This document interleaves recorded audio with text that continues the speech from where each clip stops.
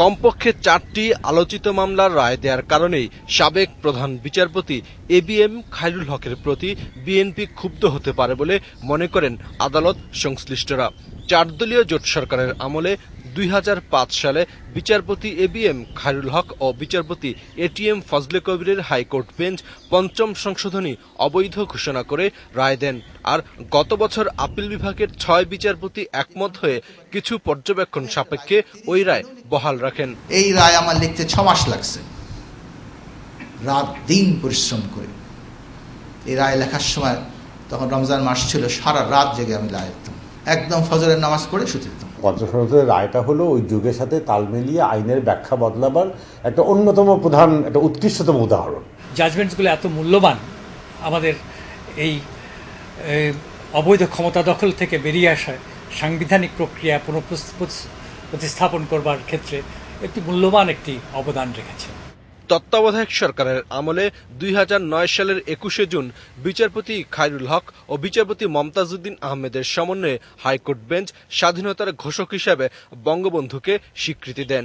BNP এ রায়ের বিরুদ্ধে রাজনৈতিক বক্তব্য দিলেও এখন পর্যন্ত কোনো আপিল হয়নি। গত বছর প্রধান বিচারপতি এবিএম খায়রুল হকের নেতৃত্বে আপিল বিভাগের 3 বিচারপতির বেঞ্চ সেনানিবাসের বাড়ি নিয়ে হাইকোর্টের রায়ের বিরুদ্ধে খালেদা জিয়ার আপিল খারিজ করে দেন। বেঞ্চের অন্য 2 বিচারপতির একজন হলেন বর্তমান প্রধান বিচারপতি মোহাম্মদ মোজাম্মেল হোসেন।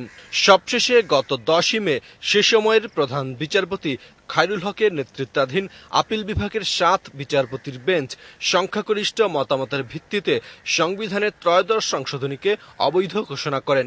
ওই রায়ে তত্ত্বাবধায়ক সরকার বাতিল করায় তার বিরুদ্ধেও রাজনৈতিক অবস্থান নেয় বিএনপি।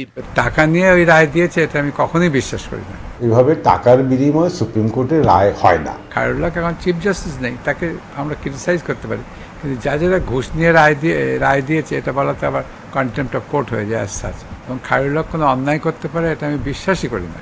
খায়রুল হক সাহেবের যেগুলি রায়, আলোচিত রায়, তার সবগুলি আপিল বিভাগে ওনাকে বাদ দিয়ে অন্যান্য বিচারকরা মিলে সেই রায়গুলি কনফার্ম করেছেন, অর্থাৎ তার রায়ের যে উনি যেটা রায় দিয়েছিলেন সেটাই বহাল আছে। খায়রুল হককে আমি এত স্নেহ করি, যদি কোনো একটা জিনিস থাকে যেটা ফাইমও চাচ্ছে, খায়রুল হক চাচ্ছে, তা আমি কিন্তু খায়রুল হককেই দেবো, ছেলেকে না দিয়ে ওকেই দেবো। মন্ত্রী, প্রধানমন্ত্রী সিদ্ধান্ত একজনের নেন, কিন্তু বিচারকের এই আপিল বিভাগে সাধারণত অন্তত 5 জন একসাথে মিলে মানে সবার সামনে সিদ্ধান্ত নেন। বিচারপতি খায়রুল হক হাইকোর্টের বিচারপতি থাকতে 2009 সালে স্ত্রীর চিকিৎসার জন্য অর্থের আবেদন করেন। ওই বছরের 16 জুলাই তিনি শপথ নেন আপিল বিভাগের বিচারপতি হিসেবে।